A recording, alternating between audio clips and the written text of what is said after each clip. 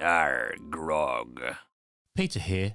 Just a quick warning before we start. It gets a bit crude, it's a bit silly, so if you have kids around, probably don't let them listen. All right, bye. Hey everyone, it's the Sideshed podcast. I'm Peter Fickley and I'm here with Keri and Matthew Weir. Well, with a week rich in Brian and Fallon, I'm ankle deep in fanny batter and cum because Keri and Matthew must be incredibly excited. Are we keeping that? I like that. That's good. It is possibly vulgar. Well, I think, if our audience can't cope with that, then where are we in life? I did warn Keri and Matthew that I had an incredibly vulgar opening to the show plans, that they had the right to drop the axe on the minute they heard it. I was on mute and started feeling slightly faint. Speaking of vulgar openings, Amy. Oh, nicely done, Keri. Very, very nicely done. You said that me and Matthew would be excited about Brian and Fallon appearing, didn't you? And Brian was good this week, before we go on to the vulgar opening. I liked his furtiveness around the office and just repeatedly saying, I couldn't possibly comment, like a spy. And which spy would he be? I think I said he would be like Michael Caine from the Ipcress File, kind of like, down to earth, kind of matter of fact spy. Michael Matthew was talking about, who was it? Are you talking to me? Yeah, that was it. You referenced Smiley, didn't you? I was thinking he was reminding me of Francis Urquhart from House of Cards. Ah, yes. That was his comment, wasn't it? You might think that. I couldn't possibly comment. That was how when he was party whip and he just angles to become prime minister. I mean, that's one for the teenagers. Most people probably think House of Cards, just Kevin Spacey and Robin Wright. But I think my brain got scrambled because What's His Chops was also in Tinker Tailor. Yeah, I'm really struggling to remember the actor's name now. That's going to bug me. But you know who I mean, don't you? He's more like James Bond, the spy who bonked me. Yeah, maybe my opening wasn't quite so, inaccurate. What would his double O be? 00. Oh, there's Keri's sexy voice again. Who was it who tweeted in to say that Keri was the one with the delicious voice? Was it Marcus? Possibly. Someone. It was a man. Yeah, we got told off, didn't we, Matthew? Yeah. But so Brian, the secret agent, he's rather clumsily left a bunch of printouts on the printer. Hannah was right to guess that he'd done it intentionally, and then it will sort of unravel from there. I mean, the good thing was that we have the perfect Bond baddie, don't we? Because Justin really is utterly odious at the moment. Yeah, he is vile, and oh god, I sounded like him then. Get me a lozenge. He's bloody awful, isn't he? And quite apart from the fact that he wants to make the pig sheds into a luxury retirement village.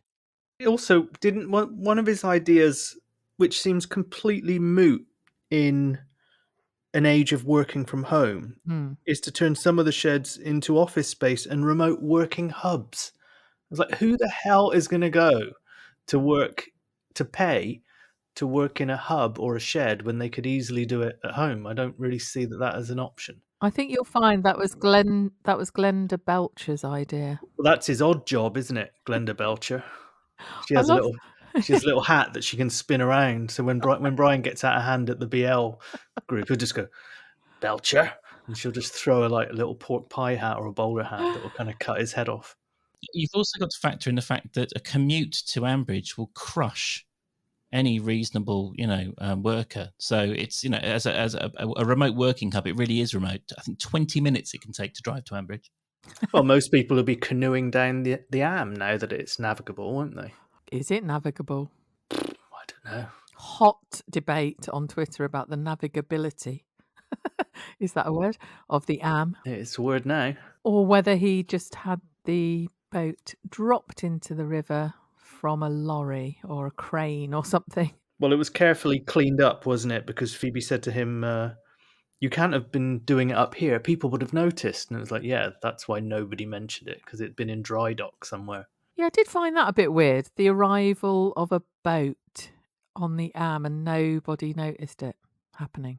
We need to talk to friend of the podcast, Rick, about the plausibility of a minicab driver / environmental worker finding the money to, tart up a narrowboat and get it, river-worthy. He got a sizable loan, he said, didn't he? Was that the magic, the bank of Yeah. the Archer's Bank? Yeah. It wasn't an Adams-style loan, was it? Whereas in like he's just stole it from a safe in Lower Loxley, and he'll pay it back while no one's looking. But anyway, yeah, he's paid for a legitimate birth, so presumably that's not a birth at Glastonbury 1998. Well, hey, that's a Matthew special, that, isn't it? I remember that year as well. Oh dear! Don't go on about festivals again, Matthew. No, I remember it because I wasn't there. Good one. I watched it on the TV from the safety of my sofa. Yeah, Rex's party. That was weird, wasn't it? They all had the party on the riverbank after traipsing along from the Bull. Would people do this? I asked this question about so many things in this sodding programme. Freezing cold, apparently. Not enough room to go in on the boat. And then Jazzer smashes glass into the Am. Yes. Do you think that was a cider bottle? Keri, you've waited 35 years to start questioning the plausibility of the Archers. I might suggest it's a little bit late. I have not waited this long. I question it every time I listen to it. Do you know what? It was one of those moments where I didn't really question. I didn't look too hard at any of the flaws in the plot because I was just quite enjoying a nice, easygoing scene. It was quite fun to hear Rex being happy. It was quite fun to hear them toddling off down the river. Anything where you're getting Tracy, full beans Tracy and full beans Jazzer, I'm not going to grumble. So I was, I was very happy with all of that. I didn't really worry too much about the gaps in the plot or the fact that, as usual, a party was catered for by 3 actors. And I didn't even let the fact that bloody Amy and Chris were stinking the place up ruin Rex's party for me. Well, Chris didn't because he was only at the pub, wasn't he? But do you mean the talk of it? I tell you what, though, Rex, he revealed in that Sunday episode, didn't he, that he had been in love with someone who wasn't interested in him and who fell for someone unsuitable. Don't say it. It's Pip, isn't it? Ugh. Or is it Kirsty? Can it be Kirsty? It could be. Because she went off with someone unsuitable, didn't she, obviously? You're a soothsayer these days, Keri. You predicted the boat. You predicted on Twitter quite early on in Wednesday's episode that it was Fallon that had spotted Chris and Amy. I mean, the only thing that I've got in my locker is that I kind of predicted the cricket team would be the undead. Did you? I said Field of Dreams, and like the ghosts, yes. Joe Grundy and Bert would come back, and they've near enough done that. It is. I came up with a stellar term for that cricket team. I don't know if you saw it on Twitter. I did see it, yeah. It's shit, isn't it? Geriatric cricket.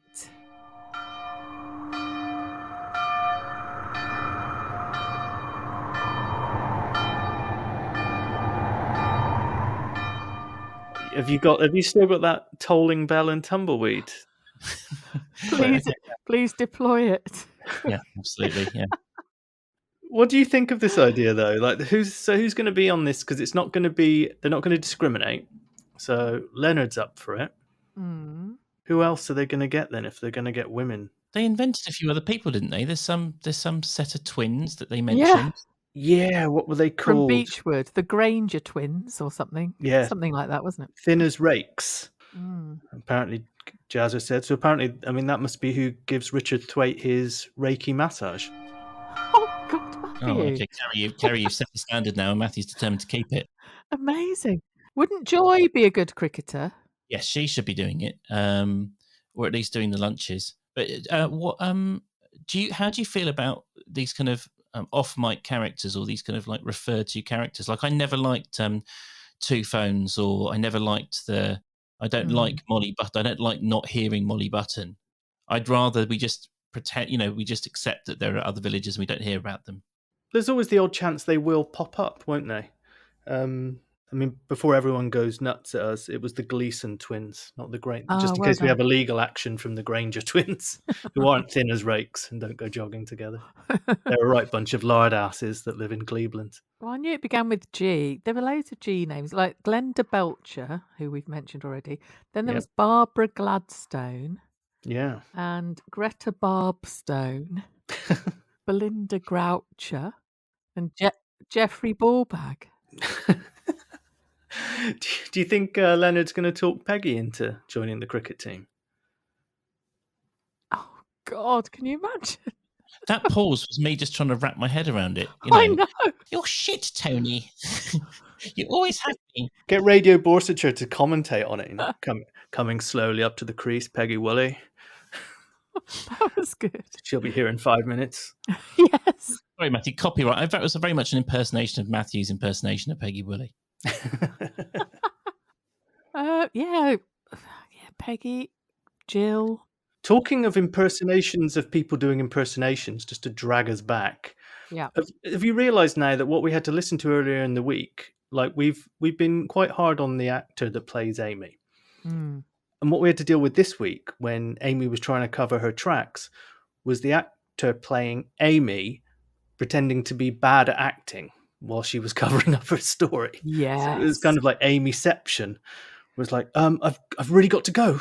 The shop's about to close. Or I was Chris there? I barely saw him. And it's like, oh, this is getting worse. It's like going down a rabbit hole. Yeah. It was appalling. I think now that she's got there's a bit more meat to the plot. But hey, I was about just as I was trying to say it, I was like, oh my God, there must be another word. No, I've run out. I think she did a lot better this week, the actress, because there was more for her to sort of deal with. Whereas in previous weeks, she has been given some very meager broth. It's been very, kind of like, oh, say something nice and banal, and then just, or like the fake jokey conversations put between her and Rex and Chris when they had their TV dinner. Now that she's kind of standing in the cold, desperately trying to suppress the desire to kiss Chris, it's maybe a little bit. She's doing a bit better. Well, I don't think it could have been worse. That's for one thing.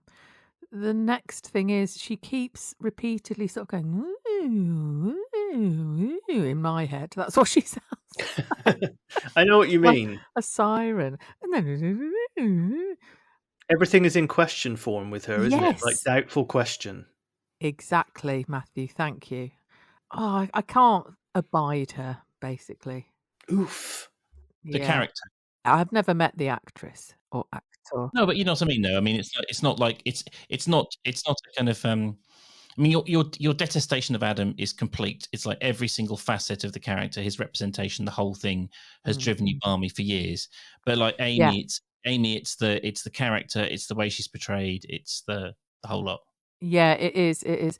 I think she's like, oh, I feel so guilty. I can't do this anymore, Chris. How can I be Alice's friend when I'm in your bed? And she keeps doing that. But you fucked him and didn't think about that the day before. Rubbish. Like I said last week, we finally got something a bit juicy to wrap around the whole Alice character, so I'm happy for that. But I don't know, the whole thing with Chris and Amy when she went to break it off with him and they had the snog in the churchyard and then he called her the next day. It reminded me of when Chris and Alice went to the Arboretum. Chris doesn't like no for an answer, does he? Yeah.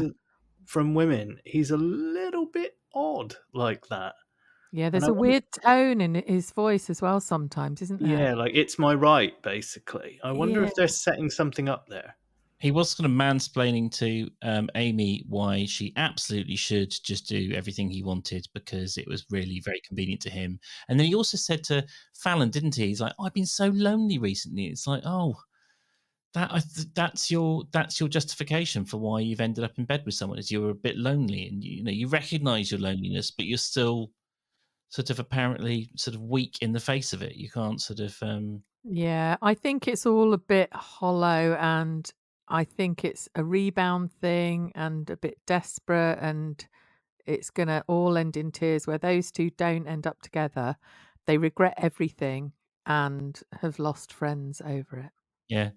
I was talking to Keri the other day about internet dating. I said about I'd been on this date with this girl who was twice as hot as her picture on the website, and her picture was ridiculous. But I only did the internet dating thing for very, very briefly. It was for a few weeks. And we sat down, and I remember thinking that she's ridiculously hot. And every second in her company, my ardor drained, at a quite terrifying rate. But within 10 minutes, I was just, looking for the exit because she was so boring. She wasn't even unpleasant or anything. She was just so unbelievably dull. And that was one of the problems for me with the last week, was trying to believe that two such dull people could have this kind of irresistible passion. I mean, I guess the human race would have died out if boring people, couldn't get it on. But it did seem a bit implausible to me. It was a bit like when Amy said there was no spark between her and Rex. And the whole world was like, spark? Amy? What? If you dislike Amy, I think I feel as violently about Chris. I cannot stand him now. This version of him. Before, he was just that stupid, good-looking guy who kind of sort of held Alice's arm. And now he's venal, vapid, dull, boring, stupid. The whole full set. Yeah, let's try to think of anything nice about Chris at the moment, or anything redeeming. I know he's had a hard time with his ex-wife, obviously, but anything else about him?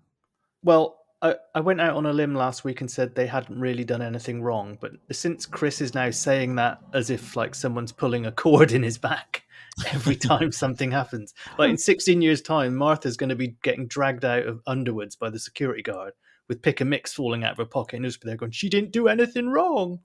So he's very consistent, but no, I'm kind of tiring of them this week, and also the trouble is I have to come down on the side of Fallon. Oh, Jesus Christ. But you know what I mean. You know what I mean? That was completely unintentional. I mean, Chris is that what you're saying to Fallon? Probably would be, wouldn't it? Just upon sight. Oh, so it's such an honour to meet you. Well, while we're on the subject of that, I mean, not that it's something that's going to... well, I mean, has anyone ever secured a second shag by saying, "Well, last week it was lovely, and I'd like some more, please"? I know. God. He's not in any way sexy or appealing, is he? I got told an awful story once about... It's so bad, Keri. It's so bad. It was a guy who said to a female friend of mine, "Can I just rest it in you?" And as a kind of like a part of a begging tactic, when she had said no, and he was trying to persuade her that perhaps they should, do stuff. And every female friend I've told that story to has said it is the most unpleasant thing they've ever heard, or the biggest turn-off they've ever heard. Well, of course. How revolting. Very strong Chris vibe. Yeah, I was going to say, was he a farrier? Yeah. Oh dear. Yeah. Sorry to everyone. It is awful, but like Matthew was saying, it's that kind of like I mean, she's not a bowl of tapioca pudding. Can I have secondsies, please? Yeah, and he was very sort of coercive towards her, wasn't she? She's like, "Oh no, I really shouldn't. He should have at that point said, "Okay, let's leave it a few days." But no, he was like, "Come round my flat. I want you to have some wine." It seemed that she was under duress a bit, and I didn't like it. Keri's nailed it. It's just. It's part. I was saying, I don't like Chris anymore, and I think that's part of it. It's. You don't listen to the Archers to hear that kind of. I mean, we had Philip, didn't we? And maybe we've had enough of that kind of very coercive behaviour. I know it's not slavery, but it's just, it's that sort of toxic masculinity. It leaves a bad taste in your mouth.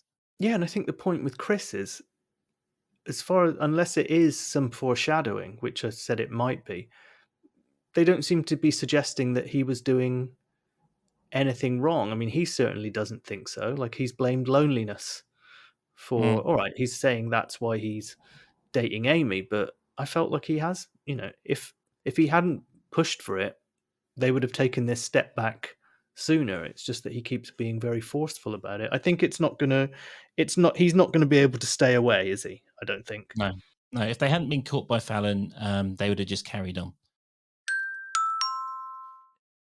So, guys, I just can't tell. I mean, is Kirsty gonna go or isn't she? It's such a puzzle, isn't it? Puzzle. Linda persuading. Well, Phoebe had a go first, didn't she? That was an interesting one because Phoebe was kind of saying, "I'm allowed to go because of this.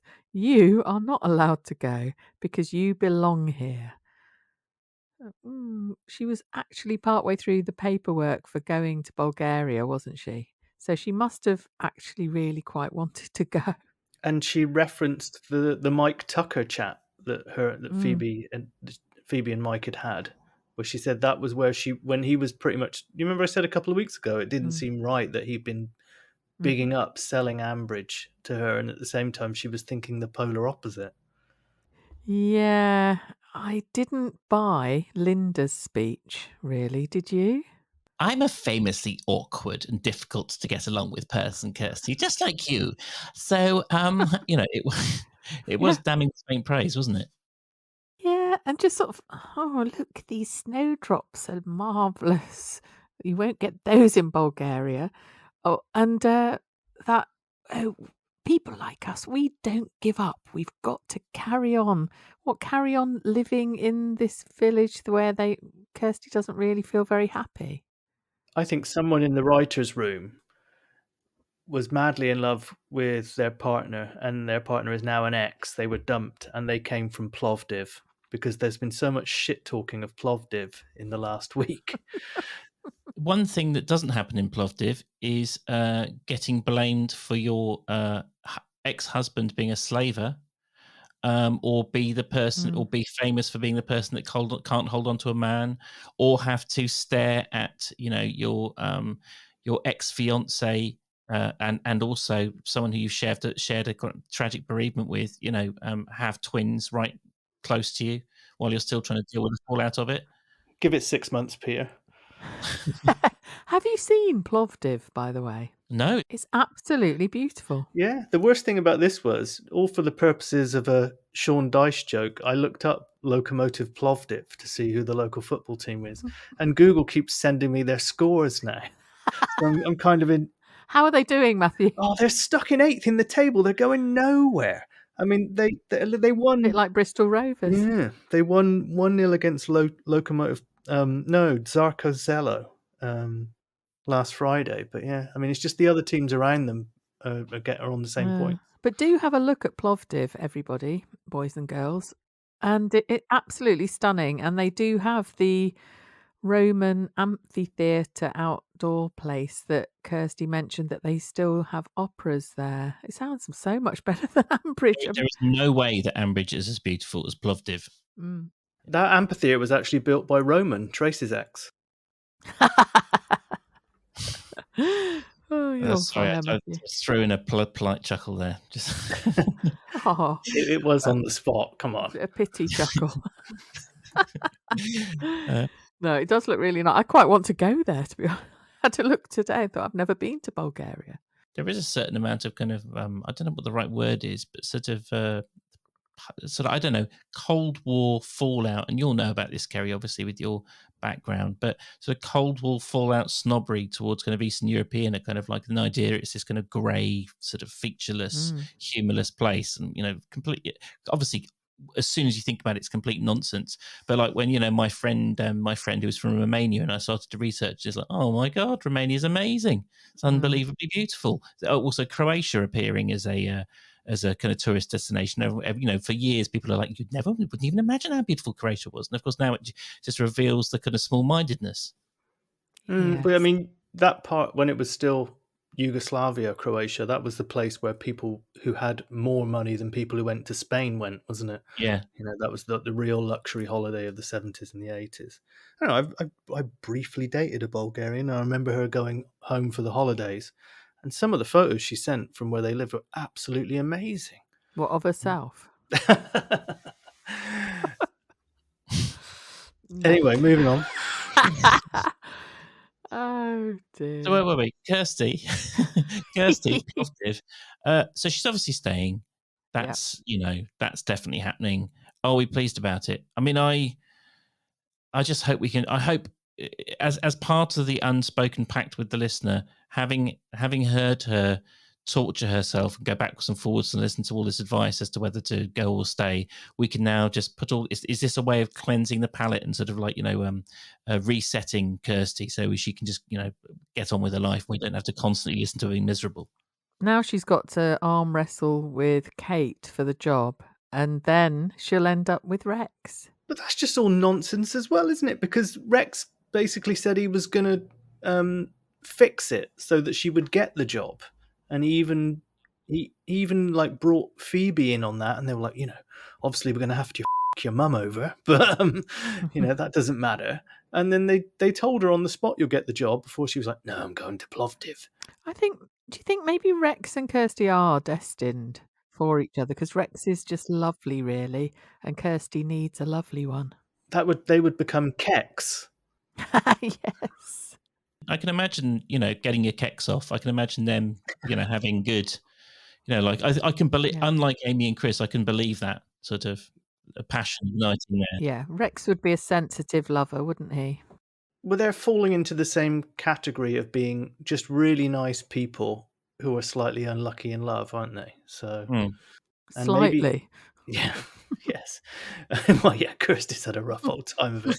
It made me laugh earlier when Tracy was talking about going back to the cricket team when she mentioned Tom, and she went because Leonard said, well, Tony was waxing lyrical about the summer and the sound of the thwack of leather on willow, and I was like, well, that's Pat's femdom dungeon. That's not cricket, Leonard.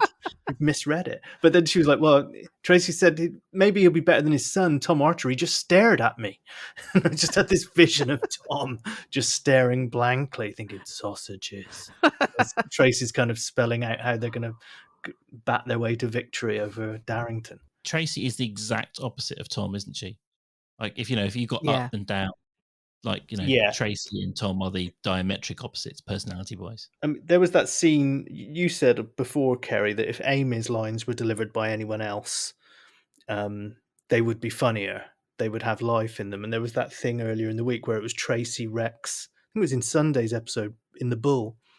Tracy, before they went to the boat, and Rex was there, and Tracy was like, I reckon you're still up in Bert's attic with the dead birds. And then Amy came in going, yes, he's still in the cottage, aren't you, Ray? It's just like the jump from Tracy. Yeah. And Rex, being a bit bouncy, and then Amy had to come in. I know she was trying to be a little bit subtle. She can't be a little bit subtle. I liked it I really enjoyed this. It kicked off the week very nicely when Rex said, when he bumped into Amy and said, oh, don't worry, no awkwardness. I got the message. You don't fancy me. And Amy was like, oh, no, it's not that. And he went, don't worry, I'm not sure I fancy you either. Yeah, that was great. I thought of you, Keri. Brilliant. Did you? I just imagined you somewhere on your bus replacement service with you, that you're on listening to that. Are you back home now? Is that all in the past for you? Good. Yeah, last week it was all awful. Travel. Monday I went to a farm. That was quite travelly, but not bus replacement. That was my alternative start to the show instead of the foul one that you guys approved. And I will point out that I did get it approved by those two. The other one was to announce you as the new agricultural story editor for the Cider Shed. Sorry, but you were at a farm. I was at a farm, as part of my job, and that was very interesting in Kent. Yeah, my normality is starting next week, job-wise, where I'll just go once a week to London on a lovely normal train that only takes about an hour. That's good. That's good life. It's a very good life. And did you learn anything to bring to be our agricultural story editor? Do you feel like you're more equipped to comment on Ambridge life? No, because I didn't. You weren't brought into any board meetings, Keri. No, I learnt a lot in relation to my job, But no, not really anything sort of Archers wise at all. It was a lot of fruit and veg involved, no animals. So I was wondering whether I was kind of almost Tom-like because it's to do with fruit and veg boxes of a type, and that filled me with dread. Maybe they just hid the lambs while you were there in case you left with a couple, down your jumper. For the train home. Keri's always got her portable abattoir with her, just in case she needs to do a bit of like on the fly slaughtering. Yeah, it's a modified version of the game Mousetrap. Speaking of meat, what about baptism buffet and the ham sandwiches, sausage rolls, and bacon quiches? Would you have those three things? I don't know. I mean, the only thing that I'm quite like the fact that, and this is going to upset people, isn't it? That Harrison has basically come out and said, like, everyone thinks I've lost my mind. I don't want anyone else being there. I mean, one of the key signs of losing your mind for me is actually eating egg sandwiches. They're lovely. I know, we've had this before, haven't we? Oh, this is how the pod ends. Bloody hell. Egg and crust sandwich? Lovely. No, don't like them. Don't like egg mayo. I like mayonnaise. I don't like egg mayo. That's weird for a chef, isn't it? Do you remember I confessed once that I don't eat the whites of boiled eggs and you called me a f***ing pussy, Keri? Yes, dear. I remember that. Yeah, but you dip Marmite soldiers into the yolk, you filthy beast. Yes, but I've got people backing me up on that. Yeah, one. No, two, Keri. Two. Oh, is it two? You should see my DMs. Two nutters. I'm the second. I fully champion. Oh, no.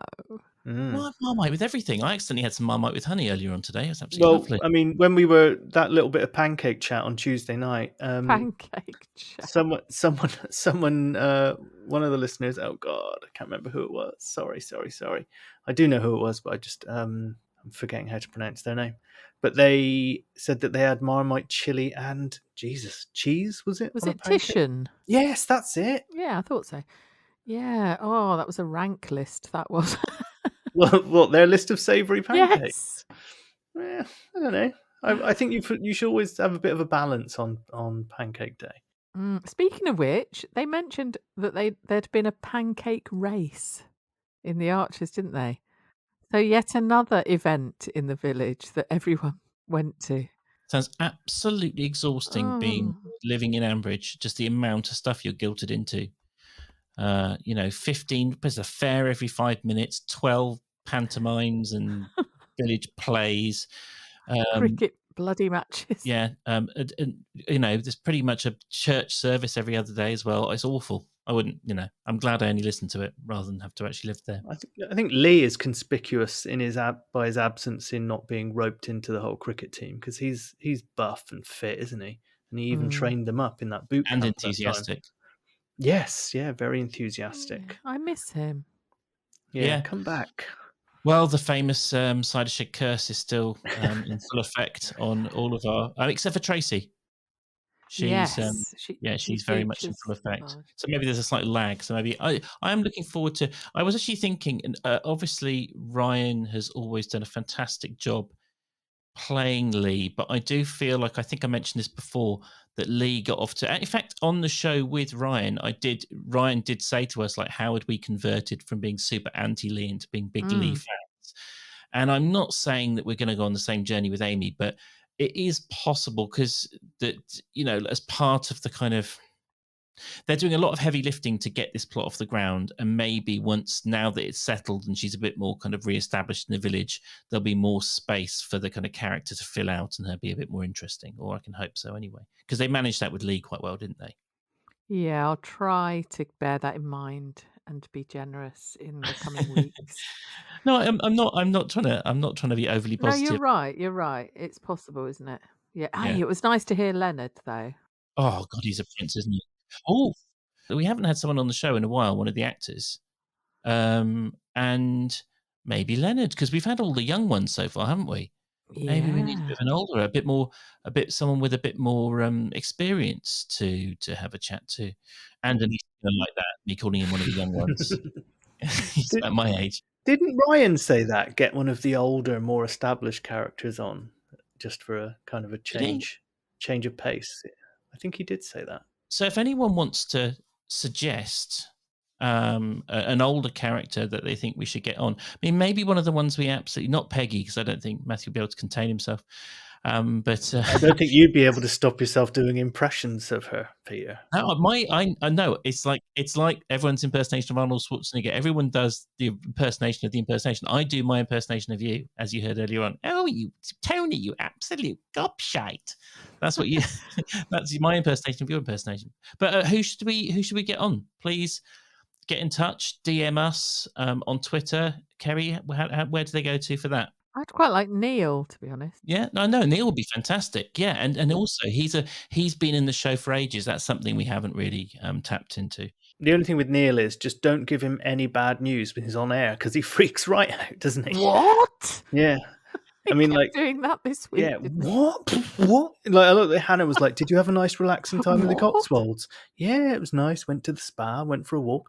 What's this? And he sort of, I reckon, like he probably had a role as Otto Frank, and then just went, "Shoshan, the Gestapo are downstairs." And they were like, I loved that Cotswold holiday. Neil read the newspaper, and Susan went down the spa. It was sounded like she'd gone off to the supermarket. I must apologise there. I think Peter was doing a neat segue into how would they get in touch. Oh God, sorry. Yeah. No. It's one of our traditional extended endings. No, we pulled it back. We're all right. Yeah. Can I just ask one tiny question before we give the socials? Just you can answer it yes or no. Do you think Fallon should tell Alice? I think she should. But I'm massively pro Fallon. I think if it's all out in the open, and then Fallon doesn't have to deal with it, but at the same time, if you were the mate seeing that happen, would you tell the mate? I would. Tell Alice, treat her like an adult. She's already shown that she can deal with some very tricky and awkward situations. Actually, losing a friend at the moment is not going to derail her. She's got, other people she can turn to, and if losing a friend like Amy does derail her, then she's got bigger problems. Yeah, it's a win-win, to be honest. I mean, Fallon knows all three of them involved, doesn't she? So it's not like I saw you with somebody else that I don't know. So she is running the risk of burning bridges. It's not like she would tell Alice. I mean, if she tells Alice, yeah, Alice is going to respect the fact that she came to her, but Chris and Amy are going to take that badly. Whereas if she keeps it from Alice and it comes out later, it's more likely Alice is going to be the one that's more offended, and Amy and Chris.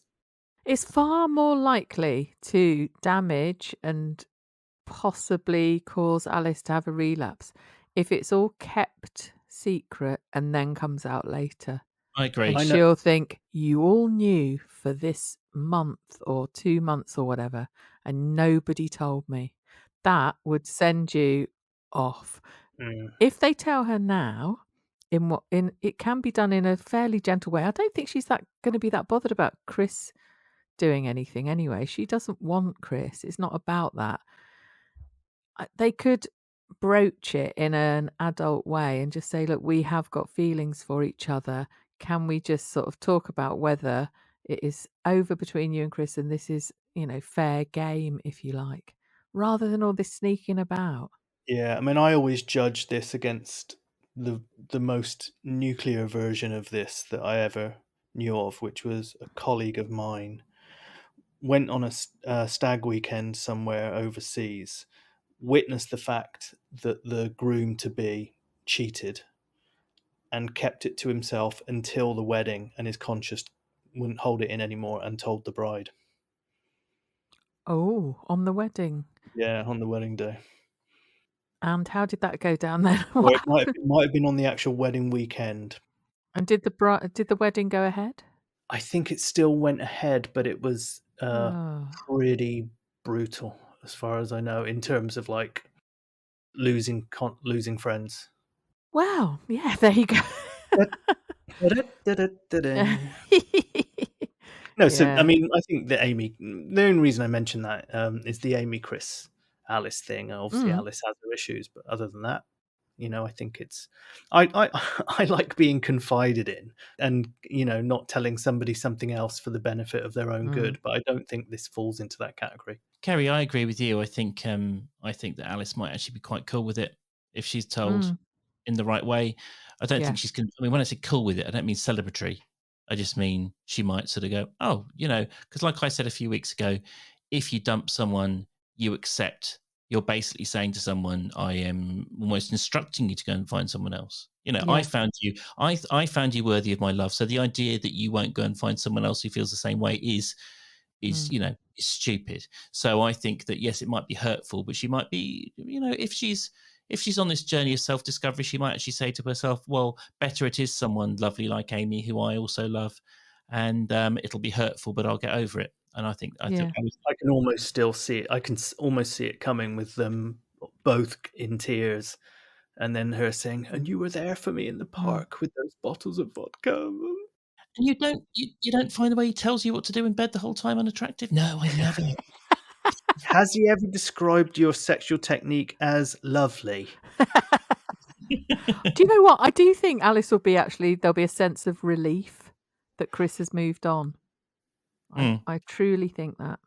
Yeah. And I just think lying about things is shit. Plus, she got sick of wearing horseshoes as earrings.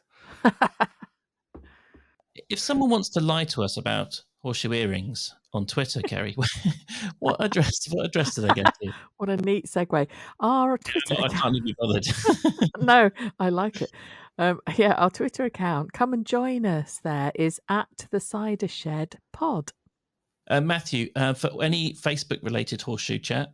I didn't know what you were going to say then. You can find us on Facebook. We have a group which is called the Cider Shed Podcast. I normally post a link. Well, I always post a link every Sunday to the episode, and other people post things in there. What would be really great, and do this on Twitter as well, when we put the link up to the show, just share it on your own Facebook and Twitter. You'd be surprised. It does help, and it does help the reach of the podcast, and maybe someone else will see it who likes the Archers and wants to listen to the pod. So that would be great. We've got the Instagram account as well, where we are filtering through some of our lovely 5-star reviews. We've got a little format that we use for that now. You can find us on Instagram. We are @the Cider Shed Pod. And go on iTunes, write a lovely review, and we'll put a little template up of you as well. As insane as it sounds, we are fast coming up to our year anniversary, which is odd. Is that a reasonable adjective? Yeah, we're a similar age to Martha. We're going to celebrate our birthday soon. And email us at hello@thecidershed.com. I get a bit lonely. I don't get anywhere near as many emails as Keri does tweets, or Matthew does messages on Facebook and Instagram. So it'd be lovely to see a few more emails come in, because I don't get very many. So, there you go. Are you lonely like Chris? I am. I used to get quite a few. The first half a year, I got lots of emails, but now I'm going to have an ill-advised affair just because I'm feeling a bit lonely. Specific to the emails, yeah. Oh, did you love the fact that Roy and Fallon must look alike as well? That's my last point. Didn't it? Where was that? I missed that. Well, it was the point that they heard the gate go, then they came out, and it was like, it was Roy, but it was so far away. I was like, oh, Roy can move, baby. Well, that's good for you, Matt. You can now add Roy to your wank bank. He's just easy. God, that's killed it. Oh, good. I wondered what would kill it. I've managed. Well, the spell has been broken. Guys, thank you for putting up with... I was really quite vile this week, so thank you everyone for putting up with that. We'll see you next week. Yeah, it's my birthday on Saturday. I'll see you next week. Okay, happy birthday for Saturday, Keri. See ya. Bye.